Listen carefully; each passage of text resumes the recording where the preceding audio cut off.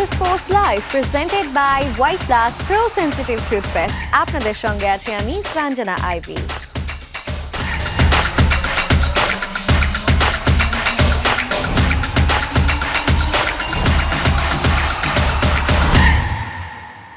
ঢাকা টেস্টে পাকিস্তানের বিপক্ষে বাংলাদেশের প্রথম দিনের সংগ্রহ 4 উইকেটে 301 রান। এদিন রেকর্ড সেঞ্চুরির দেখা পেয়েছেন অধিনায়ক নাজমুল শান্ত, যা কিনা তার ক্যারিয়ারের নবম শতক। সবশেষ 5 টেস্টের 4টিতেই তিনি ছুঁয়েছেন ম্যাজিক ফিগার। আবার অধিনায়ক হিসেবেও এটি ছিল শান্তর পঞ্চম সেঞ্চুরি। বাংলাদেশের ক্যাপ্টেন হিসেবে মাত্র 17 ম্যাচ খেলে সবচেয়ে বেশি শতকের মালিক এখন শান্ত। তবে শতক থেকে মাত্র 9 রানের আক্ষেপ নিয়ে মাঠ ছাড়েন মুমিনুল হক। দিন শেষে 48 রানে মুশফিকুর রহিম ও 8 রানে লিটন দাস অপরাজিত আছেন। গ্রিন টপ উইকেটে প্রথম সেশনে ব্যাটিং করাটা চ্যালেঞ্জিং, এটা তো সবার জানা। টস হেরে আগে ব্যাটিং করতে নেমে 31 রানের মধ্যে আউট বাংলাদেশের 2 ওপেনার। বিপর্যয়ের শঙ্কা যখন জেকে ধরেছিল তখন ত্রাতা অধিনায়ক নাজমুল হোসেন শান্ত ও মমিনুল হক 2 উইকেটে স্কোর বোর্ডে 101 রান যোগ করে লাঞ্চে যান এই 2 ব্যাটার। দ্বিতীয় সেশনেও ছিল বাংলাদেশের আধিপত্য, আরও নির্দিষ্ট করে বললে চলেছে নাজমুল শান্তর দাপট। 6টি 4 ও 1টি ছক্কার মারে 50 তুলে নেন টাইগার দলপতি। মমিনুল হক ছিলেন ধীরস্থির, 50 করেছেন 102 বলে।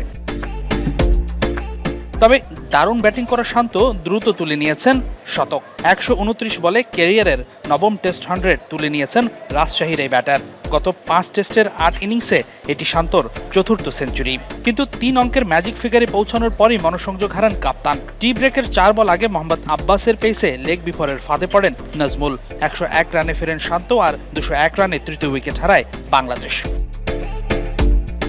এরপর দলের হাল ধরেন সবচেয়ে অভিজ্ঞ 2 ব্যাটার মুশফিকুর রহিম ও মমিনুল হক। যখন দুজনের ব্যাটে ছিল দিন শেষের স্বপ্ন, তখনই ঘটে ছন্দপতন। শতক থেকে মাত্র 9 রান দূরে থেকে নোমান আলীর স্পিনে কাটা পড়েন মমিনুল, ভাঙে 73 রানের জুটি। তবে এরপর আর ভুল করেনি বাংলাদেশ। মুশফিকুর রহিম 48 আর লিটন কুমার দাস 8 রানে অপরাজিত থাকলে 4 উইকেটে 301 রান করে প্রথম দিনের খেলা শেষ করে স্বাগতিকরা। হাসিনুর রহমান, যমুনা স্পোর্টস, ঢাকা। সেঞ্চুরি মিসের আক্ষেপ নেই, কিন্তু বাসায় গেলে স্ত্রী বকা দেবে। ম্যাচ পরবর্তী সংবাদ সম্মেলনে এভাবেই রসিকতায় মেতেছেন ঢাকা টেস্টের প্রথম দিন 91 রান করে আউট হওয়া মুমিনুল হক। দ্বিতীয় দিনের প্রথম 1 ঘন্টা ভালোভাবে পার করতে পারলে 450-500 রান করা সম্ভব বলছেন মুমিনুল। না, আক্ষেপ হয় না, এতদিন আক্ষেপ হয় না। আজকে একটু হালকা আক্ষেপ হয়েছিল, একটু, তা ওই যে বইয়ের কারণে বই হয়তো একটু গালি দিবে, এটাই আর কি। আসার পরে 2-3 মিনিট একটু খারাপ লাগছিল আর কি। পরে আর আমার কাছে মানে সত্যি কথা 100 হচ্ছে আমার কাছে ইম্পর্টেন্ট হলো ডেইলি রান করাটা ইম্পর্টেন্ট, ডেইলি কন্ট্রিবিউশন করাটা ইম্পর্টেন্ট। সেঞ্চুরি চাই, মানে সেঞ্চুরি কে না চাই। কত রান করা সম্ভব আমার কাছে মনে হয় কালকে সকালটা খুব ইম্পর্টেন্ট, কারণ নতুন বলে থাকে তো সকালটা যদি আল্লাহর রহমতে 1 ঘন্টা যদি আমরা উইকেট লস না করে খেলতে পারি, তো আমার কাছে মনে হয় যে 400, 450 পার হয়ে যাবে। তো ডিপেন্ড করতেছে আমাদের প্রথম 1 ঘন্টাটা। আগে থেকে আমি বলতে পারছি না যে 450 হবে 500 হবে। তো 1 ঘন্টাটা যদি আমরা ভালোভাবে স্টার্ট করতে পারি, তাহলে গেমটা আমাদের ফোরে আসবে, কারণ এখন উইকেটে অনেক কিছু হচ্ছে। বুধবার বৃষ্টি হয়েছে, কিন্তু এখনও জলাবদ্ধ হয়ে আছে মিরপুর স্টেডিয়ামের 1 নম্বর গেটের প্রবেশপথ। টাইলসের টুকরোয় পা দিয়ে কখনো ঘুরে আবার কখনো লাফিয়ে পানি মারিয়ে স্টেডিয়ামে ঢুকতে হচ্ছে দর্শক ও গণমাধ্যম কর্মীদের। প্রায় মাসখানেক ধরে চলছে এই অবস্থা, অথচ মাত্র 10 মিনিটের চেষ্টায় সমাধান হয়ে যাবে এই সমস্যার, কিন্তু দেখার যেন কেউ নেই। পুরনো ঢাকা কিংবা কুখ্যাত জলাবদ্ধতার জন্য চট্টগ্রামের কোনো রাস্তা দিয়ে হাঁটছি না আমি জলাবদ্ধ যেই জায়গাটি পার করে যাচ্ছি, এটা মিরপুর শেরেবাংলা স্টেডিয়ামের 1 নম্বর গেটের প্রবেশপথ। এই রাস্তা দিয়েই শত শত দর্শক, গণমাধ্যম কর্মীরা মাঠে প্রবেশ করে থাকে। গত 2 দিন বৃষ্টিও হয়নি, কিন্তু তারপরও দেখুন কেমন পানি জমে আছে এই জায়গাটিতে। দেখার জন্য কেউ নেই। আমি যে জায়গায় দাঁড়িয়ে আছি এর নিচেই ক্রিকেটারদের জিমনেশিয়াম এবং একাডেমি ভবনের একাংশ। এই জায়গাটা দিয়ে পানি লিকেজ হতো, সেজন্যই এখানে মেরামতের কাজ করা হয়েছে। কিন্তু সবশেষ সিরিজ থেকেই এই জায়গাটি এভাবেই পড়ে আছে। গত 24 ঘন্টাতেও এখানে বৃষ্টি হয়নি। 2 দিন আগের বৃষ্টির পানি এখনও দেখুন কিভাবে জমে আছে। দর্শকদের এই পানি মারিয়ে, কখনো লাফিয়ে, কখনো এমন ইটের স্ল্যাপে পা দিয়ে, আবার কখনো ঘুরে ঘুরে মাঠে প্রবেশ করতে হচ্ছে। এই সামান্য দুর্ভোগ দেখার জন্য কেউ নেই। চাইলেই পরিচ্ছন্নতা কর্মীরা ঝাড়ু দিয়ে বা যে কোনো জিনিসের সাহায্যে সহজেই এই পানিগুলো নিষ্কাশন করে দিতে পারে। আমি মনে করি যে এটা এক নম্বর গেট হিসেবে এটা সবসময় পরিষ্কার পরিচ্ছন্ন রাখা উচিত। অথরিটি এখানে আরও সতর্কতার সাথে কাজ করা উচিত। আমাদের এখানে আমি এখানেই পড়ালেখা করি, এখানে আমি দেখছি অনেক ঝাড়ুদার আছে। তারা যদি চায় তারা 1 minute and 2 minute use this clean then possible to clean. BCB সংশ্লিষ্টদের দর্শকদের এই দুর্ভোগ কমানোর জন্য দৃষ্টি আকর্ষণ করছে।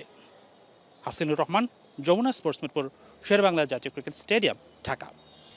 বিপিএলে ফ্র্যাঞ্চাইজি দেবার ক্ষেত্রে কোনো অনিয়ম করিনি, এমনকি অ্যালেক্স মার্শালের পরামর্শ মানা হয়েছে বলছেন গত বোর্ডে বিপিএল এর সদস্য সচিবের দায়িত্ব পালন করা ইফতেখার রহমান মিঠু।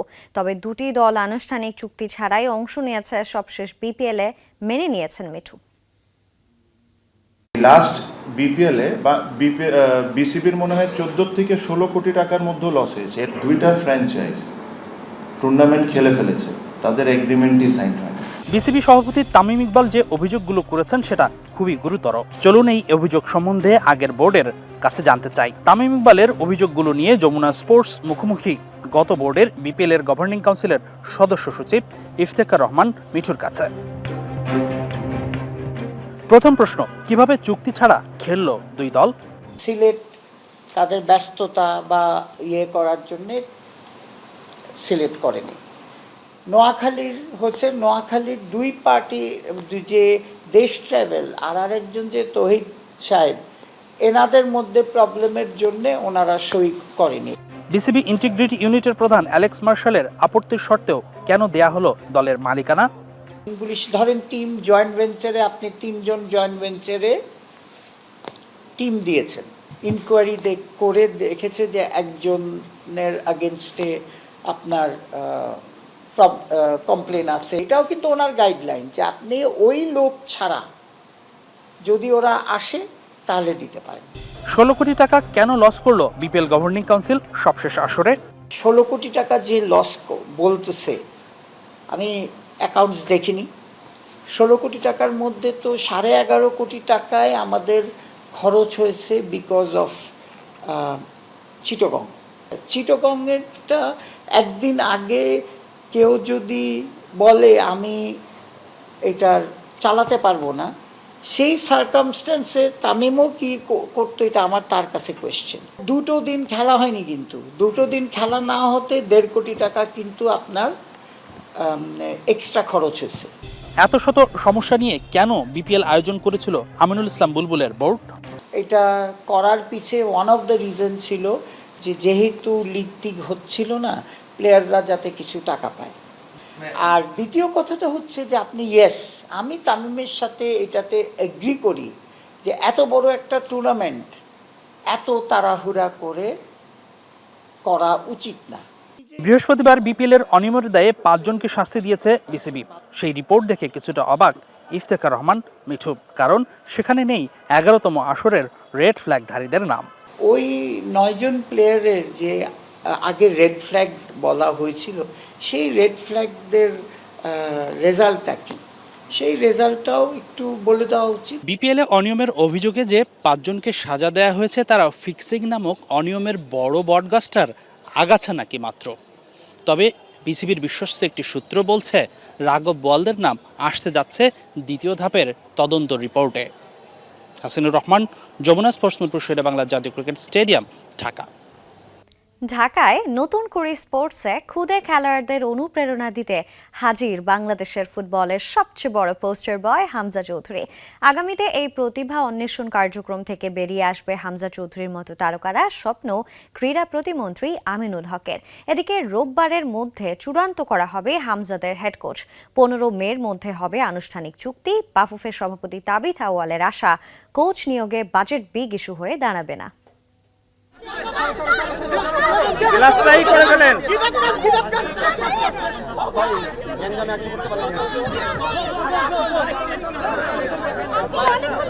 কলম নাই তো, কলম নিয়ে আসুন। কি পেয়েছো তুমি?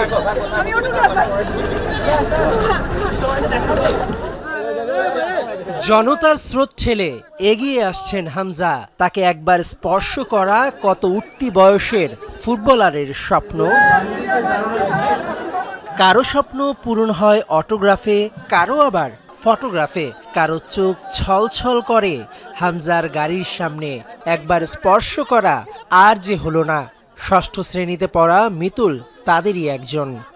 একটা অটোগ্রাফের জন্য আমি ওনার পিছে পিছে গেছি। সো হচ্ছে এই যে পিছনে যে সিকিউরিটি গার্ডরা ছিল তো ওনার নিতে দিতেছিল না, বাট উনি অনেকবার চেষ্টা করছে আমাকে দেওয়ার জন্য। সো আমি চাইবো যে পরের বার যখন উনি আসবে আমাকে যেন একটা অটোগ্রাফ দেয়। আমি ওনাকে এভাবে দেখাইছি, মানে হাত বাইর করতে নিছিল, বাট মেবি পারে নাই। সো এটা একটা কষ্ট, এই জন্য আমি কান্না করছিলাম।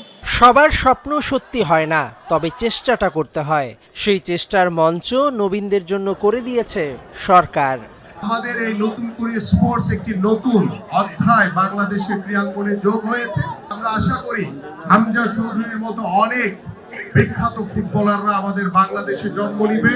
বাংলাদেশে সংক্ষিপ্ত সফরের মাঝেই নতুন কুড়িতে অনুপ্রেরণা দিতে হাজির লাল সবুজের ফুটবলের সবচেয়ে বড় poster boy. I can see our country being part of the map in many different sports. So just thank you again and all the best. Bangladesh zindabad. জাতীয় দলের হেড কোচ কে হচ্ছেন, এটাই এখন টপ ইস্যু। রবিবারের মধ্যে চূড়ান্ত করা হবে কোচ। 15 মের মধ্যে হবে আনুষ্ঠানিক চুক্তি। এখন পর্যন্ত 5 জনের ইন্টারভিউ নেওয়া হয়েছে, বাকি আছে 6 জনের। বাফুফে সভাপতির আশা কোচ নিয়োগে বাজেট বিগ ইস্যু হয়ে দাঁড়াবে না। ডেফিনেটলি যত কিছুই হোক, বাজেট ইজ আ বাজেট।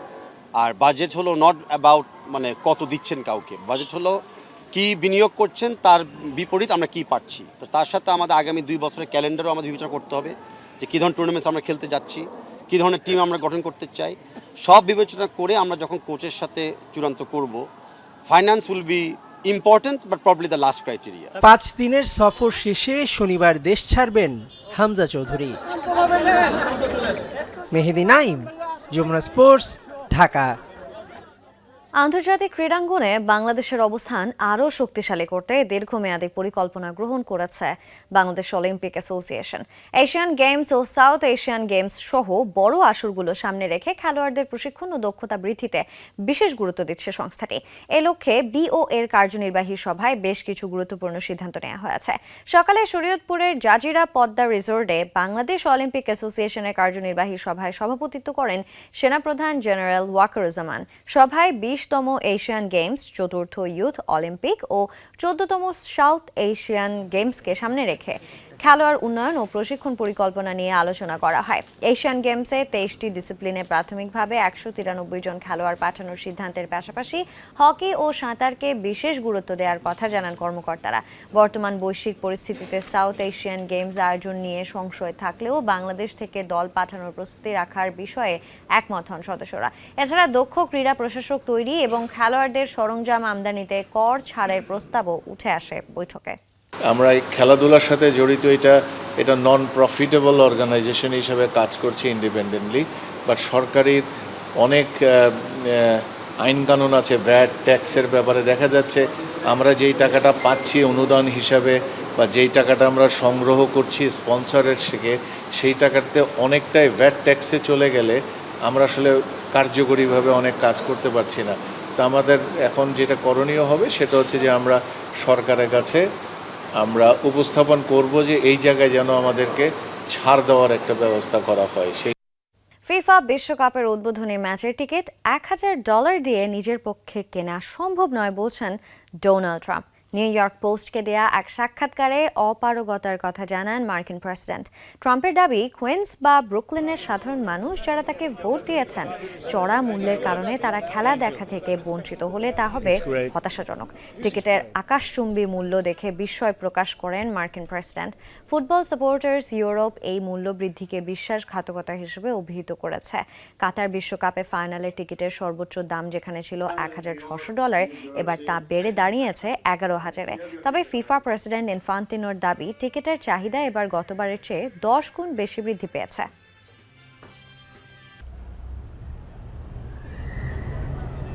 দীর্ঘ বিরতি কাটিয়ে আসন্ন বিশ্বকাপ দিয়ে আবারও গানে ফিরছেন Shakira.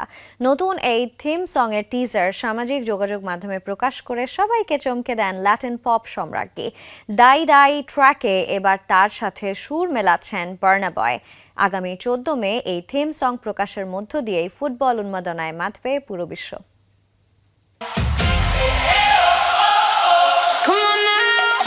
The greatest show on earth শুরু হতে বাকি এখনও মাসখানেক, তবে গ্যালারি ও পুরো বিশ্বজুড়ে ছড়িয়ে থাকা ফুটবল প্রেমীদের উন্মাদনার পারদ চড়াতে ফুটবলের মহাযজ্ঞে ফিরছেন ল্যাটিন পপ সম্রাজ্ঞী শাকিরা। দক্ষিণ আফ্রিকার ধুলো উড়িয়ে ওয়াকা ওয়াকা কিংবা ব্রাজিলের সাম্বা ছন্দে লা লা লা বিশ্বকাপ ফুটবল মানেই যেন তার জাদুকরী কণ্ঠ আর হিপস ডোন্ট লাইয়ের মূর্ছনা। দীর্ঘ বিরতির পর আবারও বিশ্বকাপের অফিসিয়াল থিম সং নিয়ে হাজির হচ্ছেন এই কলম্বিয়ান তারকা। 2026 উত্তর আমেরিকা বিশ্বকাপের জন্য তার নতুন গান দাই দাই এর এক ঝলক সামাজিক যোগাযোগ মাধ্যমে প্রকাশ করেছেন শাকিরা। বৃহস্পতিবার ব্রাজিলের ঐতিহাসিক মারাকানা স্টেডিয়ামে ধারণ করা এই টিজার ভিডিও পোস্ট করে ভক্তদের চমকে দেন 49 বছর বয়সী এই গায়িকা। এবারের গানে শাকিরার সাথে সুর মেলাচ্ছেন নাইজেরিয়ান সেন্সেশন বার্না বয়। আফ্রোবিট আর ল্যাটিন পপের এক অনন্য ফিউশন দেখা যাবে এই দাই দাই ট্র্যাকে। আগামী 14 মে আনুষ্ঠানিকভাবে মুক্তি পেতে যাচ্ছে বহুল প্রতীক্ষিত এই থিম সং। প্রকাশিত টিজারে দেখা যায় বিশ্বকাপের আয়োজক 3 দেশ মেক্সিকো, যুক্তরাষ্ট্র এবং কানাডার জাতীয় পতাকার রঙে সেজেছেন একদল নৃত্যশিল্পী। তবে ভিডিওর সবচেয়ে আকর্ষণীয় অংশ ছিল 2006, 2010 এবং 2014 বিশ্বকাপের অফিসিয়াল ম্যাচ বলগুলোর উপস্থিতি। মূলত এই 3টি আসরেই শাকিরার সরাসরি সম্পৃক্ততাকে সম্মান জানাতে এই প্রতীকী উপস্থাপন।